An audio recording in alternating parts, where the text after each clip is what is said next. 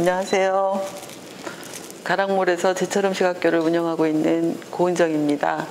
오늘은 얼마 후면 햅쌀이 나오는 시기이기 때문에 햅쌀로 냄비밥을 하는 방법과 곧 있을 추석에 대비해서 고사리나물을 맛있게 볶아보도록 하겠습니다. 쌀은 우선 계량을 해야 됩니다. 근데 계량을 할 때는 어머니들은 그냥 대충 눈대중으로 이렇게 하시는데, 그렇게 하다 보면 매번 밥을 하는 일에 실패하기가 쉽습니다. 그래서 우리는 정확하게 계량을 해서 밥을 하는 습관을 들이도록 하는 게 좋을 것 같습니다. 그래서 이렇게 계량 컵을 이용해서요, 쌀을 계량을 하는데, 계량을 할 때는 수북하게 하는 게 아니라 물로 치면 한 방울만 더 넣으면 넘칠 것 같은 정도의 양으로 계량을 하면 됩니다. 그래서 이렇게 200ml짜리 한 컵에 쌀을 하나 씻으면 두 사람이 밥을 먹을 수 있습니다. 쌀은 한 컵을 담은, 물은 200g이지만 쌀은 한 컵을 담으면 대개 180에서 190g 정도 됩니다. 좀 무게에 준하지 않고 대략 이 한 컵으로 두 사람이 밥을 먹을 수 있다고 생각하시고 쌀을 계량해서 씻으시면 되겠는데요. 그래서 4인이 밥을 먹는다 그러면 2컵을 씻으면 되겠습니다. 그래서 오늘 2컵의 쌀을 씻도록 하겠는데요. 오늘 사용하는 이 쌀은 품종이 고시희까리라는 그런 품종의 쌀입니다. 고시희까리는 이렇게 약간 희끗희끗하면서 찰기를 가지고 있는 부분들이 다른 쌀에 비해서 조금 많은 편이고, 그래서 우리나라 사람들이 좋아하는 약간의 찰기와 탄력, 그리고 단맛을 많이 가지고 있는 쌀이라고 볼 수가 있는데요. 이 쌀에 처음에는 물을 부어서 정말 휘리릭 한번 빠르게 씻어서 이 물을 버리고요. 두 번째 물을 붓고는 이렇게 살살 손으로 비비듯이 세 번째 쌀을 씻은 물은 국을 끓이거나 혹은 뭐 죽순이나 토란 같은 것을 삶을 때 사용하면 아린맛 같은 독성을 빼주는 어떤 역할을 하기 때문에 여러 용도로 사용할 수 있어서 이렇게 세 번째 나오는 물은 받아두었다가 요거는 유용하게 국국물이나 이런 걸로 사용하면 좋겠습니다. 이렇게 발이 고운 체에 쌀을 씻어서 건져서 이 쌀의 표면에 물이 묻어 있는 상태로 여름에는 한 30분, 가을에는 40분 정도, 그리고 날이 추운 겨울에는 1시간 정도 불리면 밥을 하는 데 있어서 탄력을 가지고 있는 그런 밥을 할 수 있는 쌀 씻기가 되겠습니다. 그래서 이렇게 불린 쌀을 냄비에다가 넣고, 그래서 이번에 냄비밥을 할 때는 밥물을 2컵 반을 붓도록 하겠습니다. 한 방울만 더 넣으면 흘러 넘칠 듯이 가득 담고, 또 가득 담고, 그 다음에 반컵 정도의 물을 더 붓습니다. 2컵 반에 물을 붓고 쌀 표면이 수평해지도록 이렇게 잘 맞춰놓고, 그 다음에 뚜껑을 덮습니다.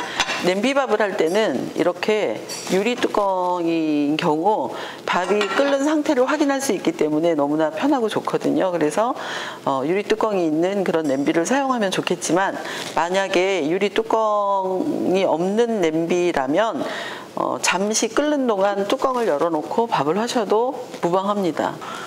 센 불로 밥을 시작하겠습니다. 고사리나물을 볶기 위해서는 일단 고사리를 준비해야 됩니다. 그래서 우리가 보통 시중에 가서 고사리 나물 주세요 라고 이렇게 이야기를 하면 고사리를, 이런 고사리를 살 수가 있어요. 그리고 또 한편으로는 이런 고사리를 살 수 있습니다. 요것은 손질을 해놓은 고사리이고, 요거는 고사리를 재배하시는 분들이나 혹은 산에서 채취하시는 분들이 고사리를 꺾어다가 한번 데쳐서 햇빛에 말린 그런 형태입니다. 그래서 이 고사리, 마른 고사리라고 이야기하는데, 이 마른 고사리를 샀을 경우에는 손질하는 방법이 좀 번거롭기 때문에 대부분 많은 분들이 이런 고사리를 사용하는데요. 누군가 손질을 잘 해놓은 이런 고사리가 있다면 이걸 사용하시면 되고, 이 고사리를 사용하실 때는 이렇게 만져보아서 이쪽 끝부분이 거칠게 혹은 딱딱하게 되어 있어서 먹지 못하는 부분이 있을 수 있으니까 그것만 잘 가려내시면 별로 문제가 없을 것 같고요. 이 마른 고사리를 손질하는 방법은 이 마른 고사리는 이렇게 따뜻한 물에다가 충분히 물이 식을 때까지 충분히 많이 불린 다음에, 이 불릴 때는 이렇게 이런 그릇에 불리는 게 아니라 냄비에 넣어서 불리세요. 그러면 이 물을 버리지 말고, 요걸 만약에 냄비라고 생각하신다면 냄비채 고스란히 올려서 한 30분 정도 삶으면 되는데, 고사리에 따라 다르기 때문에 어떤 것은 처음에 초벌로 데쳐서 파시는 분이 많이 데쳤으면 10분만 데쳐야 되는 경우도 있고, 혹은 그냥 끓는 물에다 집어넣었다 꺼내야 되는 그런 경우도 있기 때문에, 네, 그것은 한번 이렇게 삶으시면서 손으로 이렇게 만져보아서 이게 완전히 다 익었다라고 생각하기 직전이에요. 한 80~90% 정도 익었을 때 불을 끄고 다시 물이 식을 때까지 기다렸다가 찬물에 여러 번 우려가지고 사용하시면 됩니다. 자, 밥이 아직까지 밥물이 다 완전히 잦아들지는 않고 지금 끓고 있습니다. 또 그 사이에 또다시 이제 고사리 나물을 볶는 걸 할 텐데요. 고사리 나물을 볶을 때 그냥 간장만 가지고 하셔도 되지만, 집에서 뭐 국을 끓인다든지 아니면 뭐 국수를 말아 먹기 위한 국물을 낸다든지 할 때 우리가 보통 육수를 낸다고 하는데, 멸치 육수를 내는 여러 가지 재료들입니다. 그래서 여기에 이제 그 국물 내는 멸치, 시중에 나오는 멸치 중에서 가장 굵은 것입니다. 이 멸치는 누렇게 기름기가 많이 보이는 것 말고 약간 밝은 색깔을 내는, 기름기가 없어 보이는 그런 멸치를 사셔야 이 멸치가 이렇게 그 상온에 있으면서 산패되지 않은 그런 멸치라고 할 수가 있고요. 이런 멸치를 사시면 좀 바싹 말려가지고 사용하시든지 아니면 냉동 보관하고 사용하시는 게 좋고요. 그 다음에 이렇게 표고버섯, 말린 표고버섯, 그리고 다시마, 멸치 10마리에 다시마 2조각, 표고버섯 3조각, 이 정도 되면 1리터 이상의 육수를 낼 수 있는 양입니다. 거기에 음식을 하실 때 나오는 이제 대파의 뿌리, 그 다음에 대파의 우거지, 버리게 되는 잘 사용하지 않는 대파의 우거지, 혹은 먹다 남은 무조가리, 이런 것들을 같이 넣고 육수를 내면 훨씬 더 맛있는 육수가 나오니까 육수를 낼 때 냄비에 뚜껑을 덮지 말고 뚜껑을 열어놓은 채로 이제 육수를 내면 되겠습니다. 그 사이에 밥이 훨씬 더 많이 끓고 있고요. 네, 이 밥들이 잘 지금 퍼지고 있는데요. 처음에 끓을 때는 작은 방울들이 나오는데 끓다 보면 이 거품이 점점 커지고 밥물이 사라지는 시점이 이제 나타나게 되는데, 요거를 잠깐 확대해서 한번 보여드리도록 하겠습니다. 자, 이렇게 밥물이 다 잦아들고 큰 거품이 구멍이 뻥뻥뻥뻥 뚫리면서 나기 시작하면 이때 불을 최소로 줄입니다. 최소로 줄이고 뚜껑을 덮고 15분간 이 상태로 뜸을 들이고 다시 이제 뒷 작업을 한번 하도록 하겠습니다. 그러면 그 15분 안에 이제 고사리 나물을 다시 볶는 작업을 할게요. 자, 고사리 나물은 이렇게 데쳐서 물에 여러 번 헹궈서 손질을 해 두었고요. 자, 이 고사리와 오늘 조금 더 고사리 나물을 맛있게 먹기 위해서 소고기를 100g 정도, 고사리의 약 3분의 1 정도에 해당하는 양인데요. 이 소고기 100g 정도는 가격이 정말 이렇게 비싸지 않은데 이 소고기를 넣음으로 해서 훨씬 더 업그레이드된 그런 그 고사리 나물 맛을 느끼실 수가 있어서 오늘은 이거를 같이 한번 해보도록 하겠습니다. 자, 그러면 소고기는 뭐 그렇게 어렵지 않게 양념을 하실 수가 있어요. 보통 고기를 양념할 때 사용하는 후추를 조금 넣고요. 그 다음에 참기름, 고기 100g에 참기름 작은 술 하나 하고 간장도 작은 술 하나. 자, 여기서 얘기하는 간장은 국간장을 이야기합니다. 시중에서 판매하고 있는 양조간장류가 아니라 국간장을 어떻게 고기를 볶는 데 사용하지라고 생각하실 수가 있을 텐데요. 한번 고기를 국간장에 볶아 보시면 그 맛에 빠져서 양조간장에 이렇게 버무려서 볶는 그런 고기보다 훨씬 더 맛있다는 걸 아시게 될 겁니다. 그래서 이렇게 참기름, 후추, 간장 이 세 가지만 넣고 고기를 살짝 조물조물 해서 한편에 놔두고요. 그 다음에 이번에는 고사리 나물을 밑간을 한번 해보도록 하겠습니다. 여기 고사리 나물에 들어가는 양념류도 일반적인 나물 양념하는 거하고 많이 비슷합니다. 다진 파,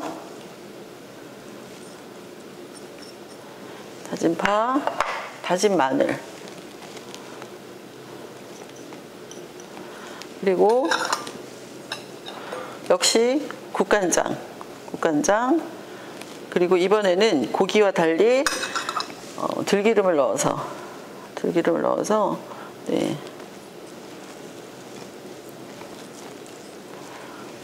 들기름을 넣어서 이렇게 이게 꼭 바로 먹을 게 아니기 때문에 막 고사리 안에 모든 양념이 다 들어가야 되는 것은 아닙니다. 그래서 이렇게 해서 이제 밑간을 해 두도록 하고요. 그 다음에 아까 재료를 보여드렸던 육수 한 반 컵 정도 뭐 이렇게 두시면 됩니다. 육수가 없으면 그냥 맹물로 하셔도 됩니다. 육수를 집어넣는 건 맹물과 달리 조금 더 감칠맛이 좋아지기 때문에 혹시 뭐 국을 끓이기 위해서 또 뭐 찌개를 끓이기 위해서 만들어 놓은 육수가 있다면 그걸 조금 사용하시면 될 것 같고요. 이렇게 그 높이가 높은 둥근 팬을 불에 올려서 팬을 좀 달구도록 하겠습니다. 열이 올라갈 때까지 좀 달구고요. 이렇게 팬을 달궈서 음식을 할 때 기름을 두르게 될 때 발연점을 생각하셔서 참기름이나 들기름 같은 것은 달군 팬에 바로 부은 것은 좀 위험합니다. 그러니까 발연점 이상 올라가서 기름에서 연기가 나기 시작하면 몸에 좋지 않은 벤조피렌이나 이런 그 발암물질 같은 것들이 생기기 때문에 가능한 한 수분을 가지고 있는 식재료와 같이 사용하시는 게 좋고 아니면 조금 덜 달았을 때 사용하시는 게 좋은데 어쨌든 어느 정도 달궈졌는지를 판단하는 것은 손바닥을 여기다 이렇게 대보고 올라오는 열기로 대충 짐작을 할 수 있는데요.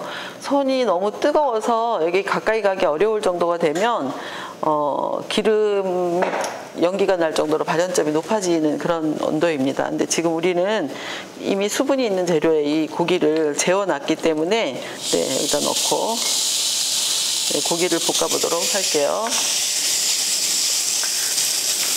고기는 우둔살이나 홍두깨살을 썼는데요. 그 위에 다른 부분 뭐 설도라든지 앞다리살 너무 질겨서 먹기 어렵거나 너무 부드러워서 이렇게 볶아 먹기 아까운 그런 재료를 빼고는 어떤 것도 괜찮다고 생각이 듭니다. 그래서 이렇게 고기를 한번 볶아서 미리 꺼내 놓도록 할게요.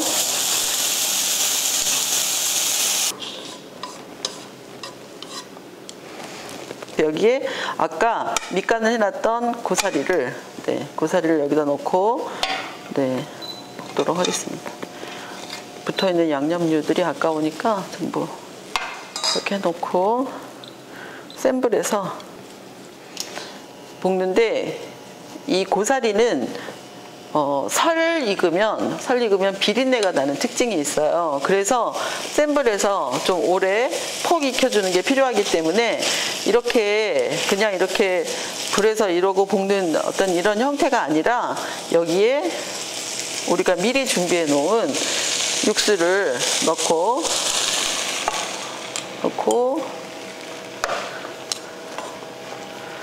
뚜껑을 덮어 놓은 채로 이 육수가 전부 사라질 때까지 폭 익히도록 하겠습니다. 기다리도록 하겠습니다. 우리가 이 고사리 나물을 볶는 동안에 밥이 지금 잘 되고 있어요. 냄비에 하는 밥은 시간도 좀 오래 걸리고 또 수분을 좀 더 많이 먹었고 그 다음에 압력이 낮은 상태에서 이렇게 되기 때문에 충분히 많이 시간을 가졌기 때문에 쌀이 그 단맛을 내주고 소화되기 쉽게 하는 그런 그 호화의 시간을 충분히 많이 가졌기 때문에 훨씬 더 부드럽고 단맛이 나는 그런 밥이 됩니다. 그런데 이때 냄비밥을 할 때 이 줄이는 불의 세기에 따라서 밥이 누룽지가 하나도 안 생길 수도 있고 누룽지가 좀 생길 수도 있고 그렇습니다. 그래서 만약에 누룽지를 좋아한다면 불을 최소로 약하게 줄이는 단계에서 한 1, 2단계 정도 높여서 두게 되면 밑에 바닥이 노릇하게 눌어서 나중에 밥을 푸고 나서 물을 조금 부어서 숭늉으로 끓여서 먹든지 아니면 누룽지를 긁어서 나중에 간식 같은 걸로 먹든지 여러 가지로 활용할 수 있으니까 그렇게 하시면 좋을 것 같고요. 냄비밥을 할 때는 밥물을 쌀 부피에 1.2배 내지 1.3배 정도의 물을 부어서 지금 우리가 밥을 시작을 했고요. 그렇게 하면 되는데 만약에 이걸 압력솥에다 한다라고 생각을 하시면 동량의 물을 부으면 됩니다. 그래서 쌀을 2컵을 씻었으면 물을 2컵을 넣어서 밥을 하게 되면 누구나 8, 90점 정도의 밥을 할 수 있지 않을까 이렇게 생각이 되고요. 냄비밥은 취향에 따라서 다양하게 즐길 수 있는 그리고 중간에 뚜껑을 열고 다른 부재료 같은 것들을 넣어서 이렇게 할 수 있는 그런 장점이 있기 때문에 또 사람들이 많이 선호하는 그런 밥짓기의 방법이라고 이렇게 생각이 되고요. 이제 고사리가 맹렬하게 끓고 있어서 한번 잠시 뚜껑을 열어보도록 하겠습니다.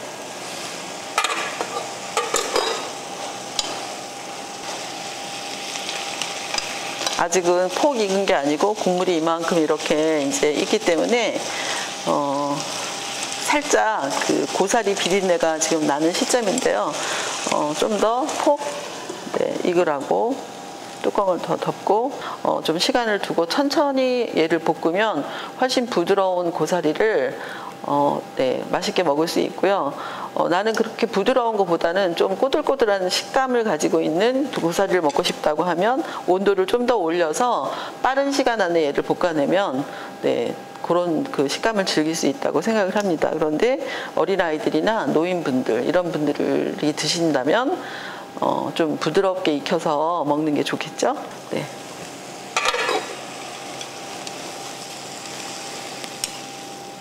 아까보다 좀 더 고사리가 부드러워졌어요. 그리고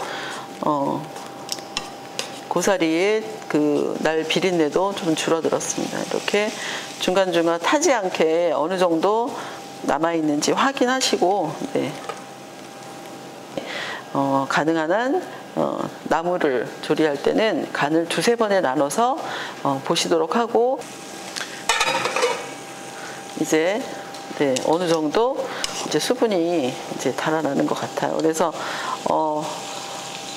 있는 수분을 불을 다시 좀 올려갖고 센 불로 이렇게. 이 불은 여러분들이 그냥 그 자신들이 좋아하는 상태에 따라서 달라지기 때문에 제가 불을 올렸다 내렸다 하는 거에 너무 신경 쓰지 마시고요. 그 다음에 아랫지방으로 갈수록 이렇게 국물이 있을 때 여기에 들깨즙을 내서 여기다 같이 넣어가지고 한번 이렇게 조리를 해냅니다.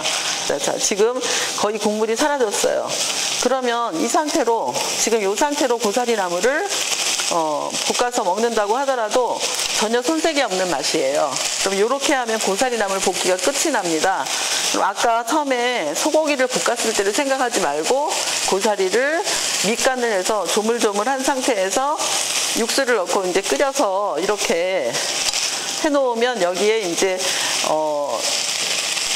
깨소금 정도만 넣으면, 불을 끄고 깨소금 정도만 넣으면 고사리 나물이 완성이 되는데요. 우리는 오늘 이렇게 국물이 다 쫄았을 때 그렇게 해서 기본적인 고사리 나물을 먹는 방법을 알려드렸고, 아까 볶아 놓았던 소고기를 이제 여기다 다 넣어요. 소고기를 넣고 마지막으로 한 번 더 볶겠습니다. 국물이 하나도 없는 깐깐한 고사리 나물이 이제 완성이 되었습니다. 그러면 이제 불을 끄고요. 네, 준비해놨던 깨소금을 이렇게 넣고 한 번만 뒤적거리시면 네, 맛있는 고사리 나물이 완성이 되었습니다. 그 사이에 네, 15분이 지나서 네, 밥이 지금 이제 뜸이 다 들었거든요. 그러면 네, 한 번만 불을 살짝 올려줘서 이 냄비 안에 있는 수분들이 확 날아갈 수 있게 네, 이렇게 해서 댕김이 나면 이제 불을 끄고 뚜껑을 열지 말고 30분 정도, 아니 5분 정도 두었다가 네, 뚜껑을 엽니다. 그러니까 지금 뚜껑을 열면 약간 이게 설익었나 이런 생각이 들 수도 있기 때문에 지금 이제 네, 짧게는 3, 4분, 5분 정도 두었다가 뚜껑을 열어서 밥을 푸도록 하겠습니다. 네, 고사리를 다 볶았으니까 담아보도록 하겠습니다.